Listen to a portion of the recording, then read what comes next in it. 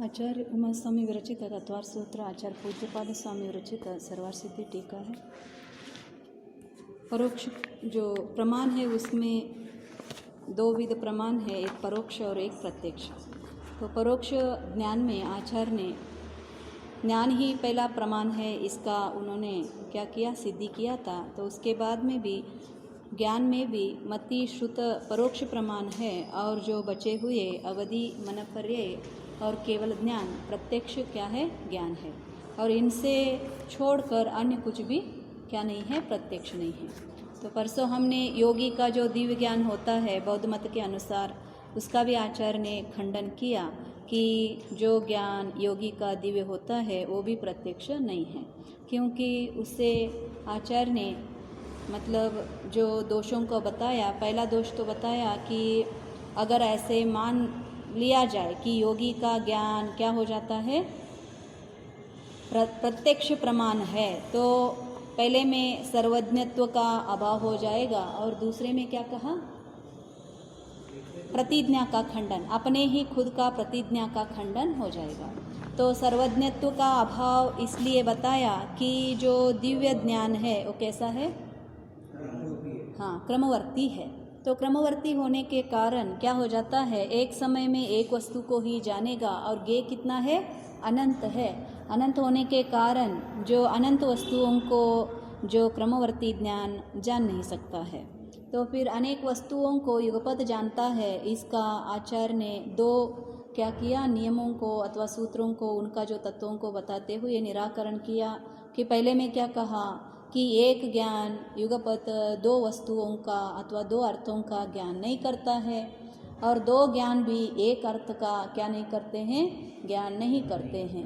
तो इसीलिए अगर आप अनेक वस्तुओं को युगपत जाना जाता है, दिव्य ज्ञान ऐसे माना गया, तो क्या हो गया, आपकी ही प्रतिज्ञा का खंडन हो गया। तो और एक उनका ही प्रतिज्ञा है अथवा उनका ही सूत्र है कि क्या होता है, सारा वस्तुएं कैसे हैं, क्षणिक है। तो इससे भी क्या हो जाएगा, अगर अनेक वस्तुओं को अगर युगपत जान रहे हैं, कैसे जान रहे हैं, एक के बाद एक, एक के बाद एक, ऐसे अगर अनेक जान रहे हैं, तो भी पहले का ज्ञान दूसरे पे जानने तक याद रखना पड़ता है, तीसरे को जानने के तक भी याद रखना पड़ता है। तो ज्ञान क्या हो गया, क्षणिक नहीं हो गया। तो इसीलिए अब आपका ही प्रतिज्ञा क्या हो गई, खंडन हो गया, ऐसे आचार्य ने बताया। और क्या कहा, तो ज्ञान एक समय में क्यों नहीं जान सकता अनेक वस्तुओं को, क्योंकि दीपक तो जब अन्य वस्तुओं को प्रकाशन करते वक्त खुद को भी प्रकाशन करता है। तो आचार्य ने कहा ऐसा नहीं होता है कि क्या होता है, दीपक लगाने के बाद भी थोड़े समय तक दीपक जला रहा है तो ही क्या हो जाता है, अन्य जो प्रकाशभूत वस्तुएं हैं वो दिख सकते हैं, नहीं तो सिर्फ लगा और बुझ गया तो भी वस्तुएं नहीं दिखते हैं। ऐसे ही ज्ञान पहला स्वरूप का क्या करता है, लाभ करता है, फिर बाद में अन्य वस्तुओं को क्या करता है, देखता है। अगर ऐसा नहीं माना जाए और ज्ञान को विकल्पातीत निर्विकल्प मान लिया जाए तो क्या आ जाएगा, शून्यता का प्राप्ति आ जाता है। इसीलिए जैन धर्म में भी ज्ञान को विकल्पात्मक माना है, साकार, विकल्पात्मक और निश्चयात्मक, तीनों शब्द क्या है, एकवाची है। चाहे उसको निश्चयात्मक कहो, चाहे उसको साकार कहो, चाहे उसको विकल्पात्मक कहो, तो तीनों भी एक है। और ज्ञान कभी भी साकार होता है, दर्शन निराकार होता है, मालूम होगा। दर्शन में विकल्पातीत है, लेकिन ज्ञान कभी भी विकल्पात्मक है। अब इसी ज्ञान को जो विकल्पात्मक है उसमें मति ज्ञान किसको कहा जाता है, उसको भेदों को बताएंगे। देखो पेज नंबर है 76। प्रमाण के प्रत्यक्ष और परोक्ष ये दो भेद है। कितना भेद है, दो भेद है प्रमाण के ही, एक प्रत्यक्ष है और एक परोक्ष। अब हम प्रथम प्रकार के प्रमाण के विशेष का ज्ञान कराने के लिए आगे का सूत्र कहते हैं। मतलब प्रथम प्रकार मतलब कौन सा, परोक्ष। जो परोक्ष ज्ञान है उसका प्रमाण का विशेष ज्ञान करने के लिए उसका आगे का सूत्र कहते हैं। देखो, मति स्मृति ही संज्ञा चिंता विनिबोध इत्यनर्थांतरम। मति स्मृति ही संज्ञा चिंता विनिबोध इत्यनर्थांतरम। देखो, अनर्थ इति अर्थांतरम, अर्थ अंतरम, मतलब ये सारे क्या है, एक ही अर्थों को बताने के लिए एक ही वस्तु का क्या कर रहे, निरूप कर रहे। कौन कौन से? मति, स्मृति, संज्ञा, चिंता, अभिनिबोध। 5 नाम यहाँ पे दिया आचार्य ने। मति कहो तो भी मति ज्ञान ही है, स्मृति कहो तो भी मति ज्ञान ही है, संज्ञा कहो तो भी वही है, और चिंता, अभिनिबोध। इति मतलब इतना, ये सारे क्या है? अनर्थांतर, मतलब एक ही अर्थ का बोध करने वाले हैं, तो अर्थांतर नहीं है, अनर्थांतर है। ओके, तो देखो, आदि में जो ज्ञान कहा है उसके ये पर्यायवाची शब्द जानने चाहिए। मतलब आदि में मतलब कौन सा? मति जो कहा है, उसके जो अन्य कोई शब्द है कहा गया है, वो सारे के सारे मति, स्मृति, संज्ञा, चिंता, अभिनिबोध, ये सारे पर्यायवाची है। पर्यायवाची मतलब क्या? और एक वाचन, जैसे हम 2 नाम रखते हैं ना एक ही व्यक्ति को, उसको पर्याय नाम बोलते हैं। वैसे ही यहाँ पे पर्याय मतलब द्रव्य गुण पर्याय कहे हैं, उसको नहीं लेना, मालूम हो गया? पर्याय मतलब और एक नाम, उसी अर्थ को बताने वाला। तो ऐसे आदि में जो ज्ञान कहा है, कौन सा ज्ञान? मति ज्ञान, उसके ही ये सारे पर्यायवाची है, क्योंकि ये मति ज्ञानावरण कर्म के क्षयोपशम रूप अंतरंग निमित्त से उत्पन्न हुए उपयोग को विषय करते हैं। कैसे कहा आचार्य ने? ये जो 5 हमने बताया, कौन से? मति, स्मृति, संज्ञा, चिंता, अभिनिबोध, ये सारे पांचों के पांचों किस कारण से होते हैं? इंद्रिय से होते हैं क्या? स्मृति इंद्रिय से होती है क्या? नहीं होता है। स्मृति देखो, याद आपने पहले से रखा है, उसको क्या करते हो? बाहर में लाते हो, राइट? पहले इंद्रिय को देखा था, लेकिन अभी इंद्रिय को देख रहे क्या? प्रत्यक्ष इंद्रिय है क्या? नहीं। जो याद रखा है उसको निकाला जाता है, उसको स्मृति कहा जाता है। संज्ञा, संज्ञा मतलब इसको क्या कहा जाता है? परसेप्शन। इंग्लिश में संज्ञा का नाम क्या है? परसेप्शन। परसेप्शन मतलब क्या? एक वस्तु को जानकर उसका क्या करते हैं? ये ऐसा ही है, ऐसा निश्चय कर कर हम जो ग्रहण करते हैं उसको संज्ञान कहता है। मालूम हो गया? चिंता, चिंता मतलब क्या करना? एक वस्तु को लेकर जो एनालिसिस करते हैं उसको क्या कहते हैं? चिंता। संज्ञा में क्या हो गया? निश्चय हो गई चिंता होने के बाद। और चिंता में क्या होता है? स्टिल एनालिसिस चल रहा है। तो एनालिसिस में कौन सा ज्ञान उपयोग किया जाता है? मति ज्ञान ही उपयोग किया जाता है। और अभिनिबोध, अभिनिबोध भी क्या है? वही ज्ञान है, ऐसे जो बोधक ज्ञान है, किसी वस्तु को जानकर जो हमें बोधि मिलती है उसको अभिनिबोध। देखो, और ये जो पांचों को पांचों है, ये किससे होते हैं? तो मेनली मति ज्ञानावरण कर्म के क्षयोपशम रूप, जब क्षयोपशम होता है तो उसके बाद ही अंतरंग में क्या हो जाता है? जो उपयोग का प्राप्ति होता है। पेज नंबर 76 है। उत्पन्न हुआ उपयोग को विषय करते हैं। उपयोग मतलब क्या लेना यहाँ पे? उपयोग किसको कहा जाता है?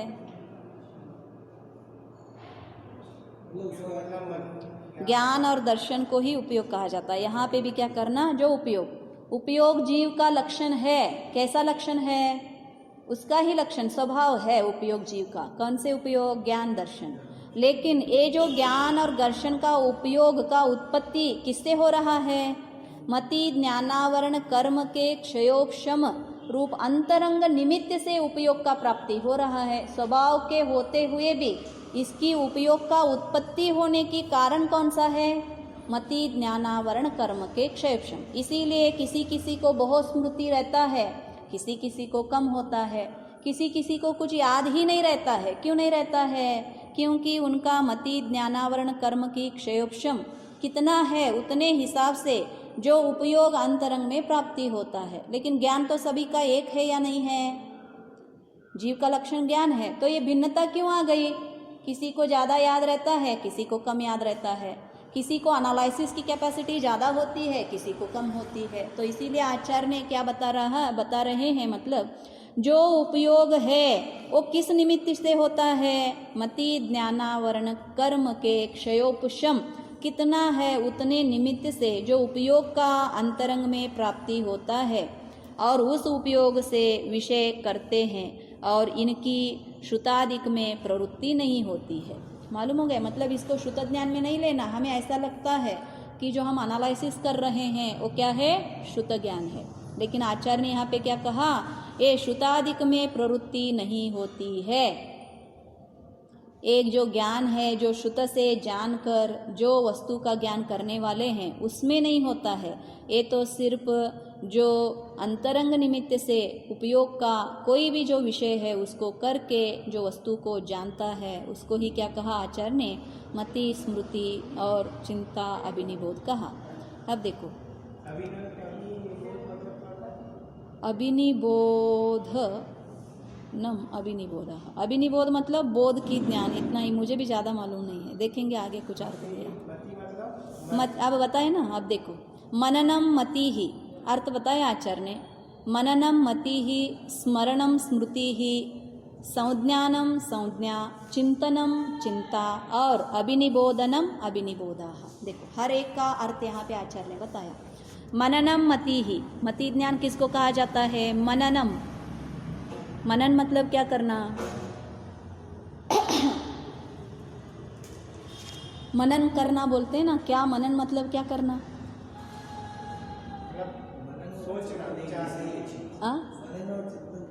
सेम लग रहा है? हाँ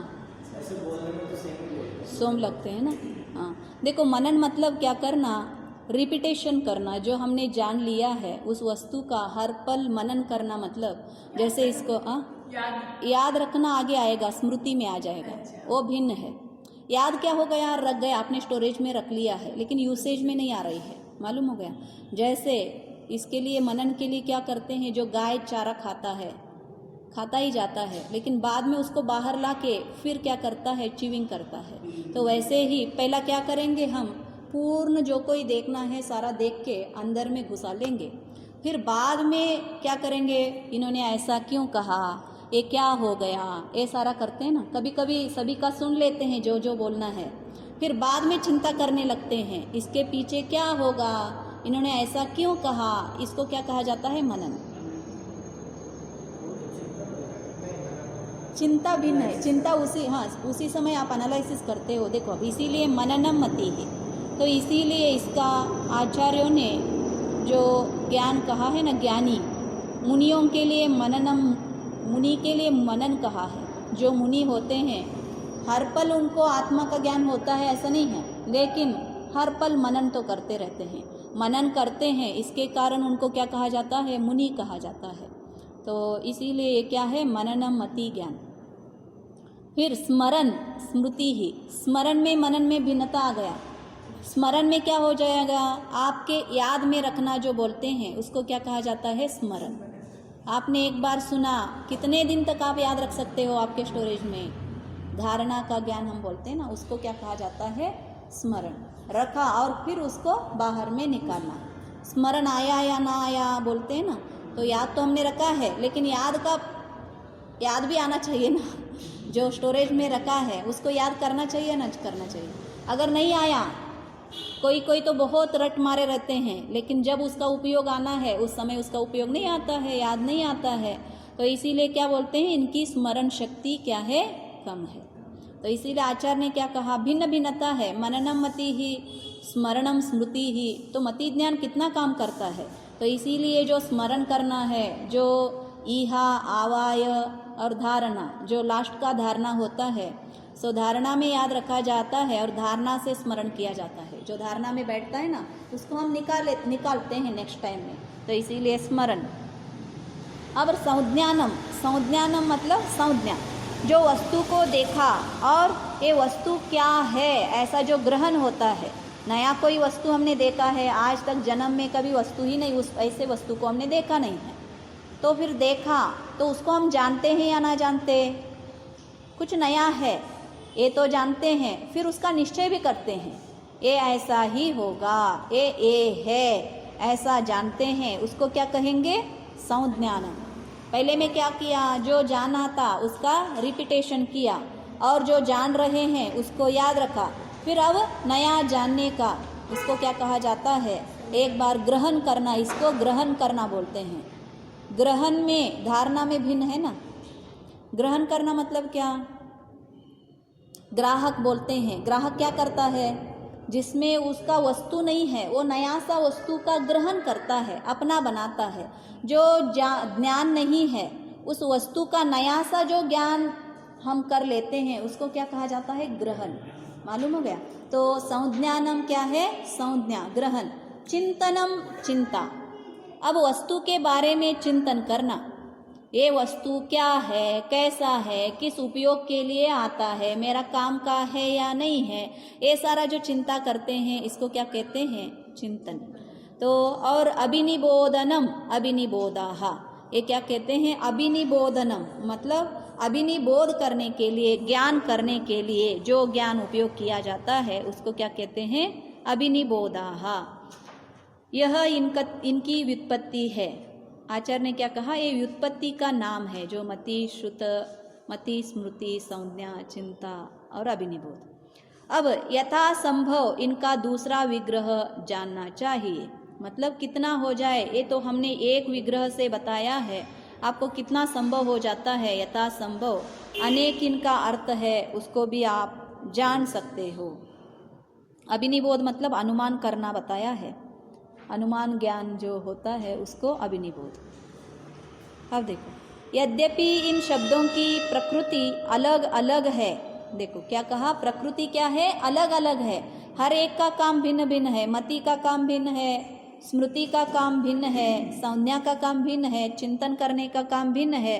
फिर भी यद्यपि ये शब्द अलग अलग धातु से बने हैं तो भी रूढ़ी से पर्यायवाची है। धातु भी इनका क्या है, भिन्न भिन्न धातु से ही बने हैं, फिर भी उनका जो अर्थ बताना है अथवा उनका अर्थ जो कोई है वो क्या है, सेम ही है।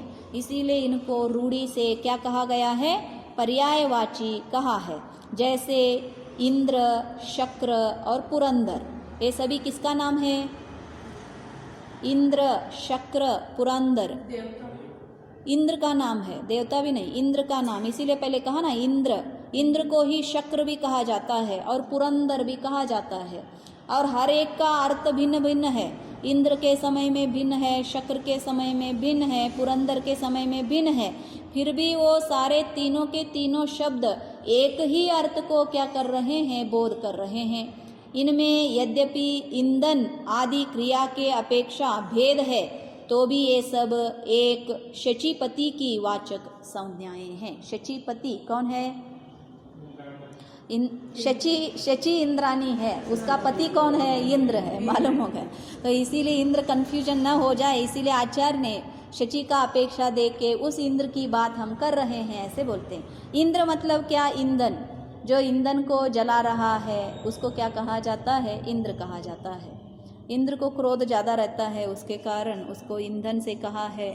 शक्र, इस सभी का अर्थ बताएंगे। अब यदि समभिरूढ़ नए की अपेक्षा इन शब्दों का अलग अलग अर्थ लिया जाता है तो वह क्रम, मति आदि शब्दों में भी पाया जाता है। देखो क्या कहते हैं, अभी समभिरूढ़ मतलब समभिरूढ़, अब 7 नयों की बात करेंगे ना, कौन कौन से नए, हाँ, नयगम, संग्रह, व्यवहार, रुजु, सूत्र, शब्द, समभिरूढ़। समभिरूढ़ मतलब जिस समय में जो व्यक्ति जो काम कर रहा है अथवा रूढ़िगत में जो व्यक्ति का, जैसे पुजारी जो पूजा करते वक्त ही उसको पुजारी बोलना चाहिए, लेकिन एक बार पूजा करने लगा तो उसको क्या कहेंगे, उसको पुजारी ही कहेंगे ना।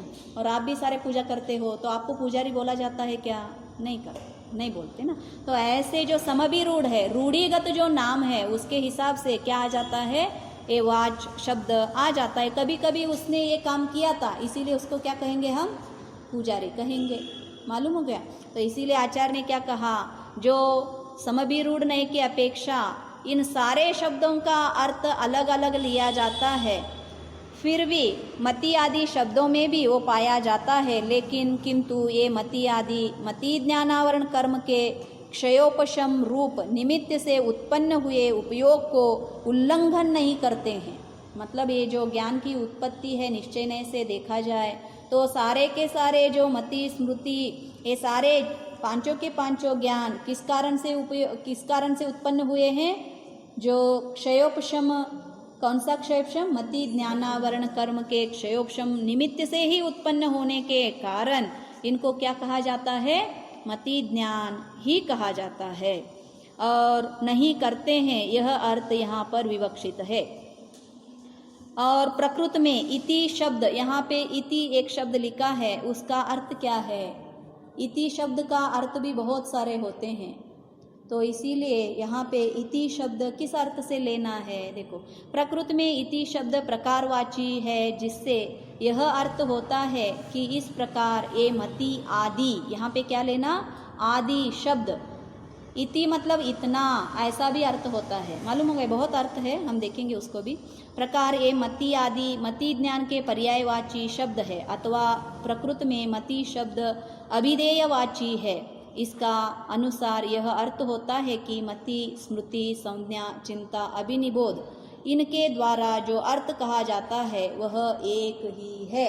ये भी शब्द होता है इन सभी से, इति मतलब ये सारे, तो इन सारों से भी एक ही अर्थ का क्या हो जाता है? पर्यायवाची अथवा अर्थ कहा जाता है, ऐसा भी इस शब्द का अर्थ है। इसमें आचार्य ने मति, स्मृति, संज्ञा, चिंता, विनिबोध ये मति ज्ञानावरण के क्षयोपशम से होते हैं, इसीलिए इसको मति ज्ञान कहा जाता है, इतना बताया। और इति शब्द का अर्थ बताया, और ये सारे अनर्थांतरम मतलब सारे के सारे पर्यायवाची है, इतना बताया। मति किसको कहा जाता है? स्मरण, ये सारे भिन्न भिन्न क्रिया भी इनका भिन्न भिन्न ही है, फिर भी ये सारे मति ज्ञानावरण कर्म के क्षयोपशम से होते हैं, तो इसके कारण आचार्य ने इसको क्या कहा? मति ज्ञान कहा। अब देखो विशेषण, इस सूत्र में मति ज्ञान के पर्यायवाची नाम दिए गए हैं। षटखंडागम के प्रकृति अनुयोग द्वार में भी मति ज्ञान के यही पर्यायवाची नाम आए हैं। अंतर केवल यह है कि वहाँ मति ज्ञान नाम न देकर अभिनिबोधक ज्ञान नाम दिया है, और फिर इसके संज्ञा, स्मृति, मति और चिंता ये चार पर्यायवाची नाम दिए हैं। मतलब अभिनिबोधक ज्ञान ऐसे षटखंडागम में उपयोग किया है, और यहाँ पे मति ज्ञान मुख्य रूप से उपयोग किया है। इससे जो लोग प्रकृत में मति का अर्थ मतलब अन्य लोग मति, स्मृति इन सभी को भिन्न भिन्न जानते हैं। जैसे मति का अर्थ वर्तमान ज्ञान और स्मृति का अर्थ स्मरण ज्ञान, मतलब पहले में जाना हुआ उसको निकाल के स्मरण करने को स्मरण ज्ञान। संज्ञा का अर्थ प्रत्यभिज्ञ ज्ञान, मतलब प्रत्यभिज्ञ ज्ञान मतलब एक वस्तु से और एक वस्तु का निर्णय करने को प्रत्यभिज्ञ ज्ञान करते हैं, अथवा ये यही है, पहले जो हमने देखा था ना उस वस्तु ये यही है, ऐसा ज्ञान को प्रत्यभिज्ञ ज्ञान। चिंता का अर्थ तर्क और अभिनिबोधक का अर्थ अनुमान लिखा है। चिंता मतलब यहाँ पे क्या कहा है उन्होंने? तर्क करने को चिंता ज्ञान कहा है, और अभिनिबोधक ज्ञान को अनुमान अर्थ करते हैं, वह विचारणीय हो जाता है। वास्तव में यहाँ इन नामों का विविध ज्ञानों की अपेक्षा से संग्रह नहीं किया गया है, किंतु मति ज्ञान के पर्यायवाची नामों की अपेक्षा से ही संग्रह किया गया है। मतलब आचार्य ने इन सभी को जो अन्य अन्य भिन्न भिन्न रूप का ज्ञान है उसके हिसाब से नहीं लिया है, मति ज्ञानावरण के क्षयोपशम से लिया है। सूत्रकार ने इसी अर्थ में इनका अनर्थांतर रूप से निर्देश किया है। अनर्थांतर मतलब अर्थांतर नहीं है, सभी एक ही अर्थ को निर्देश कर रहे हैं। इस सूत्र की टीका में इन विशेषताओं पर प्रकाश डाला गया है। क्या क्या? मतलब देखो, मति आदि शब्दों के पर्यायवाची होने से हेतु, मति आदि शब्दों की उत्पत्ति, मति आदि शब्दों में प्रकृति भेद होने पर भी उनके पर्यायवाचिकत्व वाचित्व का दृष्टांत द्वारा समर्थन, फिर समभिरूढ़ नया की अपेक्षा इनमें अर्थभेद होने पर भी प्रकृत क्या है, प्रकृत में ये पर्यायवाची क्यों कहे हैं, इनमें पुनः युक्ति दिया है और सूत्र में आए हुए इति शब्द का सार्थकता बताया है। इतना क्या हो गया? मति ज्ञान के पर्यायवाची शब्दों का बताया। अब मति ज्ञान किससे उत्पन्न होता है? देखो, मति ज्ञान के स्वरूप लाभ में क्या निमित्त है, अब यह बतलाने के लिए आगे का सूत्र कहते हैं। तदिंद्रियानिंद्रियनिमित्तं, तदिंद्रियानिंद्रियनिमित्तं, तत्, तत् मतलब जो मति स्मृति हमने कहा वो किस निमित्त से होता है? इंद्रिय और अनिंद्रिय निमित्त से होता है। इंद्रिय मतलब कौन से? जो 5 इंद्रिय है उससे होता है। अनिंद्रिय मतलब जो इंद्रिय नहीं है लेकिन इंद्रिय के जैसा ही काम करता है, तो वो कौन है? मन है। तो इनके निमित्त से जो ज्ञान की उत्पत्ति होती है उसको क्या कहते हैं? इंद्रिय कहते हैं। देखो, इंद्र शब्द का व्युत्पत्ति लभ्य अर्थ है। इंद्र शब्द, इंद्र क्यों? इंद्रिय किससे बना? इंद्र से बनाया है। और इसी इंद्रिय को इंग्लिश में क्या कहा जाता है? सेंस, सेंसेशन ऑर्गन्स कहते हैं ना। वहाँ पे सेंस क्यों लिया? सेंस मतलब क्या अर्थ है? किसी चीज को किसी के द्वारा फील करना। हाँ हाँ, संज्ञा हमने नाम बताया ना, जो वस्तु का नया सा जो ग्रहण करता है उसको सेंस कहा जाता है। मालूम हो गया? मतलब ज्ञान उनमें भी किससे उत्पत्ति होती है? ज्ञान किससे उत्पत्ति होती है? वही सेंस ऑर्गन से होता है, इंद्रिय से होता है। लेकिन हमारे में उस नाम नहीं लिया, इंद्रिय लिया। इंद्रिय मतलब क्या? इंद्र मतलब ईंधन, ईंधन मतलब क्या? जलाना। तो इसीलिए हमारे में इंद्रिय को क्या कहा जाता है? पंच अग्नि। मैंने कहा ना, रत्नाकर ने भी क्या कहा था? जो अज्ञानी का इंद्रिय है वो कैसे हैं? अग्नि के जैसे हैं। क्यों? मेन इंद्रिय हम ज्ञान की ग्रहण से भी उसकी भोगों की आकांक्षा पूर्ति करने में ही हम लगे रहते हैं। तो इसीलिए इंद्र का अर्थ यहाँ पे देखो, इंद्र शब्द का व्युत्पत्ति लभ्य अर्थ है। कैसा है? इंदतीति इंद्राहा, जो आज्ञा और ऐश्वर्य वाला है वह इंद्र है। मतलब इंद्र कैसा होता है? जो ऐश्वर्य और आज्ञा देता है, जो राजा है। वैसे इंद्र क्या है? हमारी भी इंद्रिय कैसे हैं? राजा है। वो हमें आर्डर देते हैं। क्या करते हैं? आप ये करो, वो करो, मुझे वो के ला दो, ये ला दो, बोलते हैं ना, बोलते। और ये लगा रहता है काम करने में। इसीलिए इंद्रिय के वश हुआ है। वश हुआ है बोलते हैं ना, वश होना मतलब क्या? उसका दास बने हैं हम। तो ऐसे ये इंद्रिय भी क्या करते हैं? इंदतीति इंद्राहा, जो आज्ञा और ऐश्वर्य वाला है वह इंद्र है। इंद्र शब्द का अर्थ यहाँ पे आत्मा है। यहाँ पे शब्द का अर्थ क्या लेना? आत्मा लेना। और यह यद्यपि ज्ञ स्वभाव है तो भी मति ज्ञानावरण कर्म के क्षयक्षम के रहते हुए स्वयं पदार्थ को जानने में असमर्थ है। अतः उसको पदार्थ के जानने में जो लिंग होता है वह इंद्र का लिंग इंद्रिय कही जाती है। देखो कितना अर्थ दिया आचार्य ने। अर्थ तो इंद्र मतलब किसको लेना? आत्मा को ही लेना है। और आत्मा का गुण कैसा है? ज्ञ स्वभाव वाला है, मतलब जानने स्वभाव वाला है। फिर भी मति ज्ञानावरण के कर्म के क्षयोपशम के रहते हुए स्वयं पदार्थ को जान नहीं सकता है। कौन? आत्मा। आत्मा का क्या है? ज्ञानावरण का क्षयक्षम है। फिर भी इंद्रिय नहीं है, तो आत्मा अपने आप जान सकता है क्या? इंद्रिय नहीं है तो जान सकता है क्या? नहीं जान सकता। तो किसके सहायता से जानता है वो? इंद्रिय के निमित्त से। बाह्य निमित्त तो होना चाहिए फिर ही जानेगा। तो इसीलिए आचार्य ने क्या कहा? स्वयं पदार्थों को जानने में असमर्थ है, अतः उसको पदार्थ के जानने में जो लिंग होता है, इसीलिए अलिंग ग्रहण जो शब्द आया ना, लिंग मतलब क्या? इंद्रिय। और इंद्रिय के बिना जो ग्रहण होता है उसको क्या कहा जाता है? अलिंग ग्रहण। मतलब हमें करना क्या है? मनन स्मरण आदि नहीं करना है, हमें ग्रहण करना है। किसका? आत्मा का। और आत्मा खुद इंद्रियों से ग्रहण नहीं होता है, लेकिन अन्य जो कोई वस्तुएं हैं वो इंद्रिय के द्वारा ही ग्रहण होते हैं। तो इसीलिए जो निमित्त है किसको? अन्य पदार्थों को आत्मा से जानने में जो कोई लिंग होता है अथवा निमित्त होता है वह इंद्र का लिंग है। इंद्र का लिंग मतलब क्या? आत्मा का लिंग है। इंद्रिय कही जाती है। उन्हीं लिंगों से, उन्हीं इंद्रियों से वस्तुओं को जाना जाता है। अथवा जो लीन अर्थात गूढ़ पदार्थ का ज्ञान करता है उसे लिंग कहते हैं। मतलब यहाँ पे क्या कहा आचार्य ने, जो अर्थ गूढ़ है, गूढ़ है मतलब क्या, कठिन मतलब वो परोक्ष, हाँ रहस्यमय है, उसको ऐसे सिर्फ जानने से वस्तु का ज्ञान नहीं होता है।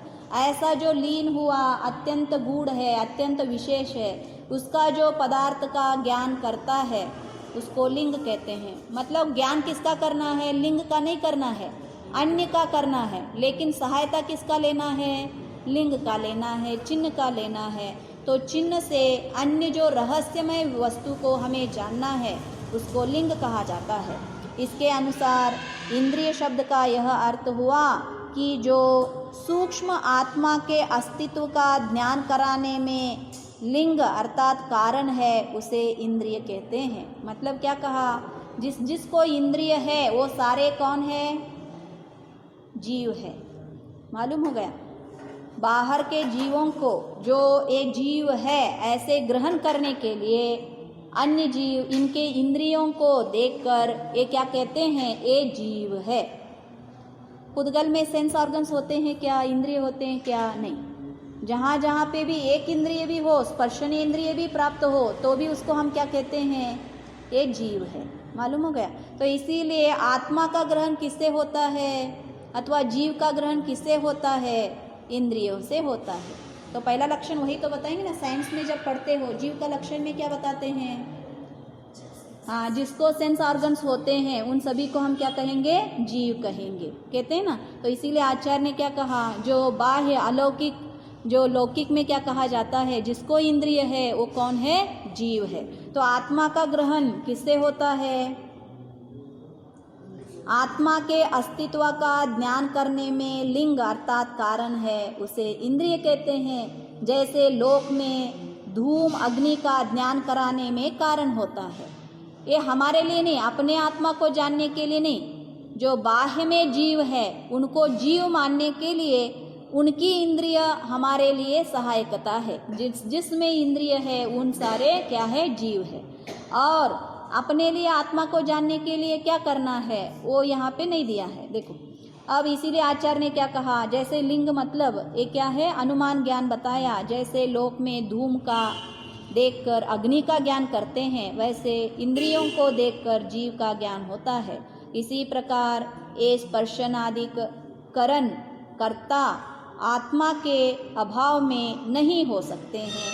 क्या कहा उन्होंने, जो स्पर्शन आदि जो करण है, करण मतलब मैंने पहले भी कहा था, करण कर्ता और क्रिया। करण मतलब जो वस्तुएं हैं, क्रिया करने के लिए जो हम वस्तु उपयोग करते हैं उनको करण कहा जाता है। जैसे रोटी बनाने के लिए क्या क्या वस्तुएं हम उपयोग करते हैं, आटा, चूल्ही, अग्नि, राइट, ये सारा एक करण है। कर्ता कौन है, दो कर्ता होते हैं, एक जो निमित्त कर्ता आदमी है उसको कर्ता कहते हैं ना। तो और अगर कर्ता नहीं है तो रोटी कौन बनाएगा, रोटी वही तो बनाता है, अपने आप से बनता है, वो अपने में वो जो शक्ति है उसका उपादान करता है, लेकिन उसको ज़्यादा यहाँ पे गिनाया नहीं जाता। लौकिक में कर्ता किसको कहा जाता है, जो आदमी है। तो वैसे ही एक करण है, कौन से, स्पर्शनादिक करण है। ये किसको दिखाते हैं, कर्ता आत्मा के, राइट, जो आत्मा है उस कर्ता को आत्मा कर्ता के अभाव में नहीं हो सकते हैं। अगर स्पर्शनादि आत्मा नहीं है तो हो नहीं सकते हैं, अतः उनसे ज्ञाता का अस्तित्व जाना जाता है। जो स्पर्शनादि है इनमें मतलब ये जो स्पर्श करने के बाद कोई ना कोई इसको जानता है, जानता है ना। अगर इसको स्पर्श किया तो टेबल जान रहा है क्या, मुझे कोई स्पर्श कर रहा है, नहीं जान सकता। इसीलिए इसको टेबल में भी जो कोई वस्तु है उसको हम स्पर्शन नहीं कहा जा सकता, लेकिन हमारे में जो स्पर्शन है इसके कारण हमें अनुभूति हो रहा है, नया ज्ञान का पहचान हो रहा है। तो वो जो पहचान करने वाला है, इसको स्पर्शन करने से जो मुर्दा है या जिंदा है, इसको जानने के लिए जीव लोग क्या करते हैं, जो मरा रहता है ना उसको भी, अगर मरा है तो उसको जाके अगर टच करेंगे तो उसको ज्ञान में आएगा क्या, नहीं आएगा। और वही जिंदा है तो स्पर्श करेंगे तो उसको ज्ञान में आएगा। तो इसीलिए आचार्य क्या कह रहे हैं, जो इंद्रिय है उससे ज्ञाता का मतलब उसमें जीव है, इस वस्तु में जीव है, ऐसा उस वस्तु का अस्तित्व का ज्ञान होता है। अथवा इंद्र शब्द नाम कर्म का वाची है। नाम कर्म का वाची मतलब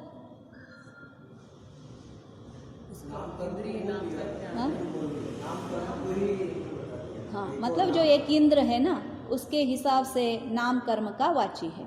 अतः यह अर्थ हुआ कि उससे रची गई इंद्रिय है।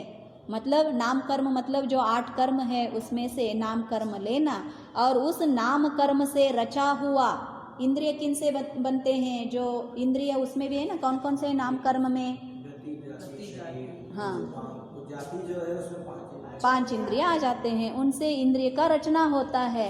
तो ऐसे जान लो, जो नाम कर्म वाची है उससे जो इंद्रिय का रचना हुआ है, वे इंद्रिया कौन कौन से हैं? स्पर्शनादिक है, जिनका कथन आगे करेंगे। और अनिंद्रिय मतलब कौन? मन और अंतःकरण, ये एकार्थवाची नाम है। मन कहो अथवा अंतःकरण, जो अंतरंग में ज्ञान का प्राप्ति होता है बिना इंद्रिय से, तो उनको क्या कहा जाता है? जो अनिंद्रिय कहा जाता है। जैसे क्यों? उनका नाम कर्म के हिसाब से इंद्रियों का रचना वो नहीं हुआ है, और उसका लिंग का क्या नहीं होता? पहचान भी नहीं होता है। इसमें मन है, इसीलिए हम इसको जीव कहेंगे, ऐसा पहचान में आता है क्या? नहीं आता है। तो इसीलिए आचार्य ने क्या कहा? ये अनिंद्रिय है। देखो शंका, अनिंद्रिय शब्द इंद्रिय का निषेध परक है, अतः इंद्र के लिंग मन में अनिंद्रिय शब्द का व्यापार कैसे हो सकता है? अनिंद्रिय मतलब इंद्रिय का निषेधक है, मतलब ये इंद्रिय नहीं है, ऐसा विरुद्ध शब्द है। और आप तो क्या कह रहे हो? जो इंद्र का लिंग है, कौन सा? मन, उसमें भी आप अनिंद्रिय शब्द का व्यापार कैसे कर रहे हो? मन भी इंद्रिय तो है, तो आप वो भी मन से क्या पहचान होता है? जो आत्मा का पहचान होता है, तो फिर आप ये मन को अनिंद्रिय क्यों कहा? तो समाधान, यहाँ नए का प्रयोग ईषद अर्थ में किया है। जो नए है ना, नई यहाँ पे शब्द मतलब जो अन्न आया है ना पहले में जो रखा, तो उसका जो प्रयोग है इसमें निषेधक रूप से नहीं किया है, ईषद अर्थ में किया है। ईषद मतलब ये नहीं है लेकिन ऐसा है, थोड़ा सा जो किंचित के जैसे हम बोलते हैं ना, वैसे ईषद अर्थ में किया है। ईषद इंद्रिय अनिंद्रिय है, मतलब ईषद इंद्रिय के जैसा ही क्या करता है? क्रिया करता है, लेकिन इंद्रिय नहीं है, तो इसीलिए अनिंद्रिय। यथा अनुदरा कन्या, अनुदरा मतलब क्या? उदर मतलब क्या? पेट, और अनुदरा मतलब हाँ, अनुंदरी, कितनी सुंदर है स्त्री, मतलब उसका अनुदरा है, मतलब जो पेट ही नहीं है। पेट नहीं रहता है क्या किसी का? कन्या का रहता है, लेकिन बहुत छोटा सा है, बड़ा नहीं है, तो इसीलिए उसको क्या कहा जाता है? अनुदरा।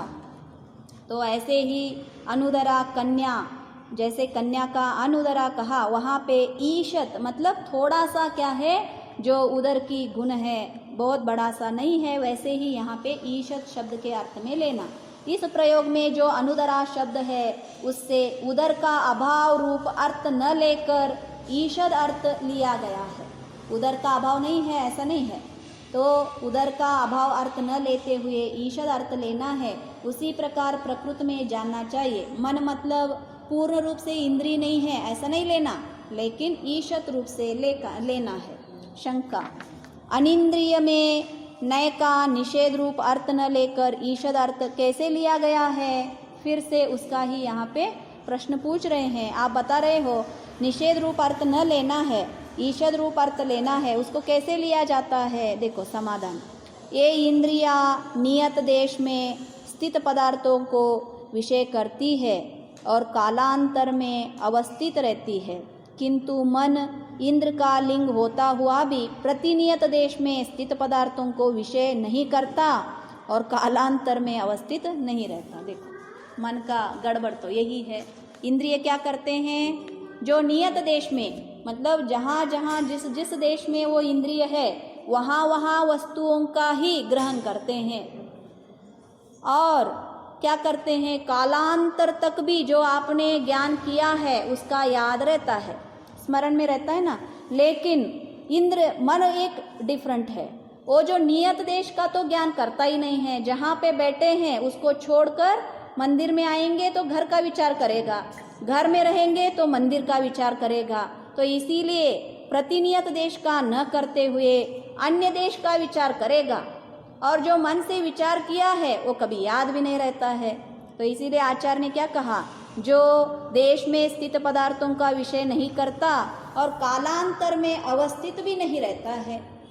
मालूम हो गया, हमने सोचा था लेकिन क्या है मालूम नहीं है, राइट। जो कोई देखा है तो वो क्या रहता है, लाइफ लॉन्ग याद रखता है। तो इसीलिए आचार्य ने क्या कहा, जो कालांतर में अवस्थित भी नहीं रहता है तो इंद्रिय ही, लेकिन उल्टा काम करता है।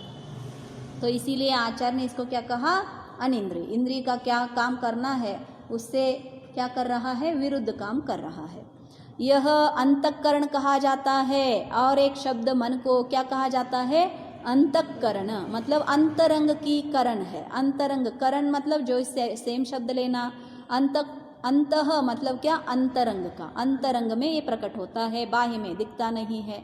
इसे गुण और दोषों के विचार और स्मरण, देखो आपका बहुत बार क्वेश्चन रहता है ना, मन क्या करता है, मन का मेन कार्य क्या है।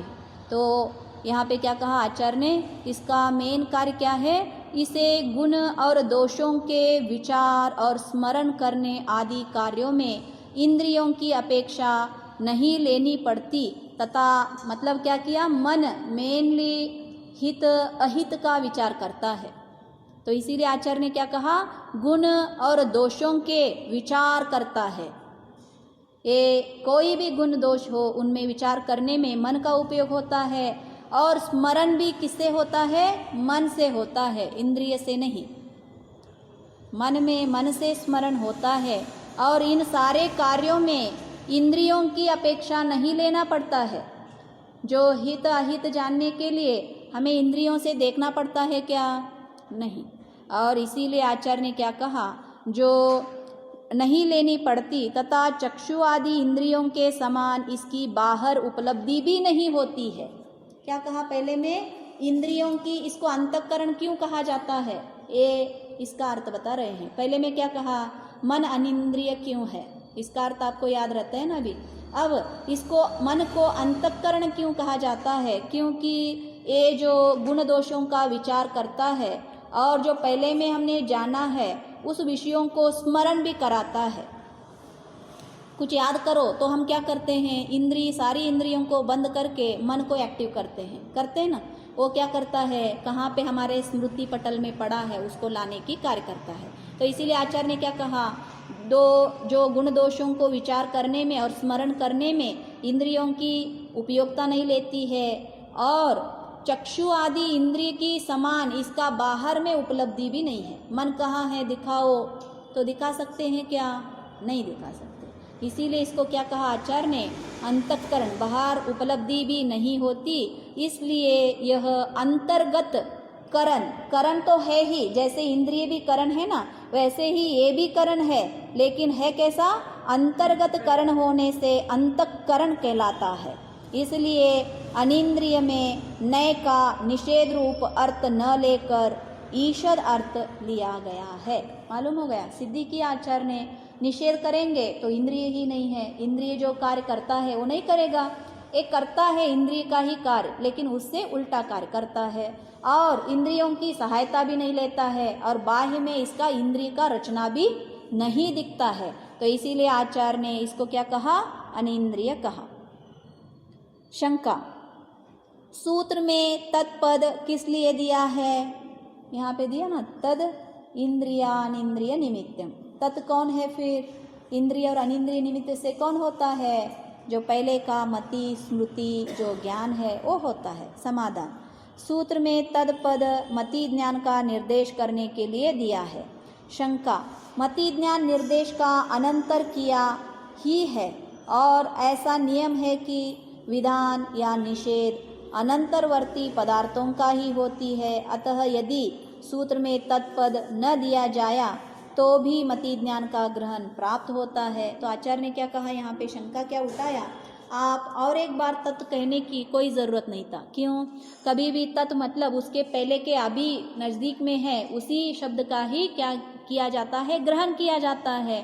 तो इसीलिए मति ज्ञान का ही, इसके पीछे का जो सूत्र है मति ज्ञान का है, तो मति ज्ञान हो ही जाता था। आपने ऐसा क्यों कहा? तो फिर समाधान, इस सूत्र के लिए और अगले सूत्र के लिए तत्पद का निर्देश किया है। मतलब आगे भी ये सिर्फ एक सूत्र के लिए नहीं, अब आगे बताने वाले हैं अवग्रह, ईहा, आवाय, वो सबको मिलकर तत् शब्द का लिया है।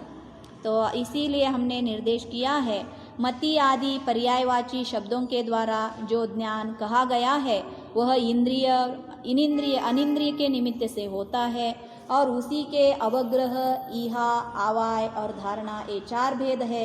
इसलिए पूर्वोक्त दोष नहीं प्राप्त होता। मतलब पूर्व जो उक्त हमने क्या किया है, तत् लिया है, उसका दोष नहीं है। यदि तत्पद न दिया जाए तो धारणा, मति आदि पर्यायवाची नाम प्रथम ज्ञान के हो जाएंगे और इंद्रिय अनिंद्रिय के निमित्त होने वाला ज्ञान शुद्ध ज्ञान कहलाएगा। देखो, अगर तत् हम नहीं दिया होता तो क्या हो जाता था? मति ज्ञान आदि जो मति स्मृति कहा वो कौन से हैं? मति ज्ञान है। और इंद्रिय अनिंद्रिय कौन से हैं? श्रुत ज्ञान है। क्यों? पहले में हमने मति, श्रुत, अवधि, मनपर्य, केवल ज्ञान वो बताया था ना। उसके कारण यहाँ पे अर्थ कैसा लग जाएगा? इंद्रिय और अनिंद्रिय के निमित्त से होने वाला ज्ञान को लोग क्या समझ जाएंगे? श्रुत ज्ञान समझेंगे और इसी के ही अवग्रह, ईहा, आवाय, धारणा हो जाएंगे। ये 4 भेद प्राप्त होंगे। इस प्रकार अनिष्ट अर्थ के संबंध की प्राप्ति होगी। अतः इस अनिष्ट अर्थ के संबंध के निराकरण करने के लिए सूत्र में तत्पद का निर्देशन करना आवश्यक है। तो इसीलिए आचार्य ने यहाँ पे तत् शब्द का उपयोग किया है, क्योंकि जो अनिष्ट अर्थ है शुद्ध ज्ञान उसका उपयोग न हो जाए। तो इसमें क्या क्या समझ में आया आपको? इंद्रिय किसको कहा जाता है और अनिंद्रिय किसको कहा जाता है? इंद्रिय किसको कहा जाता है? उसका व्युत्पत्ति इंद्रिय को, इंद्र को आत्मा कहा है और इंद्र की जो ज्ञान होता है किस निमित्त से, उनको क्या कहा जाता है? इंद्रिय। मतलब जो जिसमें इंद्रिय है उनसे क्या मालूम हो जाता है? जीव है। ये सारे जहाँ पे इंद्रिय होते हैं वहाँ पे जीव होता है। और क्या कहा आचार्य ने? इंद्रिय का अर्थ इतना कहकर फिर अनिंद्रिय किसको कहा जाता है? मन को कहा जाता है। मन को अनिंद्रिय क्यों कहा जाता है? वो इंद्रिय नहीं है क्या? है। हाँ हाँ इंद्रियों की उसकी जरूरत नहीं होती है अपनी काम करने। हाँ, वहाँ पे क्या क्या कहा? अनिंद्रिय का अर्थ निषेधकरण में न लेते हुए कैसे लेना है? ईषद रूप से लेना है। ईषद रूप से क्यों लेना है? हाँ, मतलब ज्ञान जो इंद्रियों के द्वारा हुआ, हाँ, विचार और वो सब करता है ना। ईषद मतलब क्या कहा आचार्य ने? जैसे अनुदरा कन्या है, कन्या का उदर नहीं है, ऐसा अर्थ न लेते हुए उसका उदर बहुत क्या है? छोटा है। हम भी बोलते हैं ना पतली उदर वाली, तो ऐसे अनुदरा उसको कहा जाता है। तो ऐसे ही यहाँ पे क्या है? इनका इंद्रिय के जैसे बहुत हेवी वर्क नहीं करता है, मन कम काम करता है। कैसे कम काम करता है? तो उसको क्या बताया, कैसे उदाहरण दिया आचार्य ने? मन क्या काम करती है? इंद्रिय क्या काम करता है? इंद्रिय क्या करता है? जो नियत देश में वस्तुएं हैं उसको ही जानता है और कालांतर तक याद रखता है। लेकिन मन क्या करता है? जहाँ पे है उसको नहीं जानेगा, उससे भिन्न जो वस्तुएं हैं, अन्य देश में हैं, उस वस्तुओं को आज जानेगा और कालांतर में स्मरण में भी नहीं रहेगा। ये क्या हो गया? मन का उन्होंने अर्थ दिया, क्यों अनिंद्रिय है। और इसका और एक नाम अंतःकरण है। मन को क्या कहा जाता है? अंतःकरण। तो अंतःकरण क्यों कहा जाता है? हाँ, क्या करता है ये करण? क्या करता है अंतःकरण? मतलब हाँ, स्मरण करता है। कैसे करता है? हाँ, बिना इंद्रियों का सहायता लेते हुए जो वस्तुओं का हित अहित सोचता है और क्या करता है? स्मरण भी करवाता है। तो इसीलिए आचार्य ने इसको क्या कहा? अंतःकरण। और क्या कहा? अंतःकरण मतलब इसका इंद्रिय का रचना भी बाहर में नहीं हुआ है, अंतर्गत है, औरों को दिखता भी नहीं है, इसीलिए अंतर्गत करण होने के कारण इसको क्या कहा, अंतःकरण। और तत् शब्द का तो आपको अर्थ मालूम हुआ ही है। विशेषार्थ एक पढ़ के बंद आगे का करके। प्रतिनियत देश में स्थित पदार्थों को विषय नहीं करता और कालांतर में मतलब स्मृति में नहीं, नीचे बोल रहे हैं कि स्मृति भी करता है। स्मृति क्या करता है, देखो स्मरण करता है। क्या स्मरण करता है, पहले इंद्रियों को जिसने जाना था इंद्रिय से। अब देखो आप श्रवण बेलगुड़ा कब गए थे, अथवा छोड़ो शिखर जी कम जाते हैं ना तो चलो शिखर जी कब गए थे, हाँ 5 साल पहले।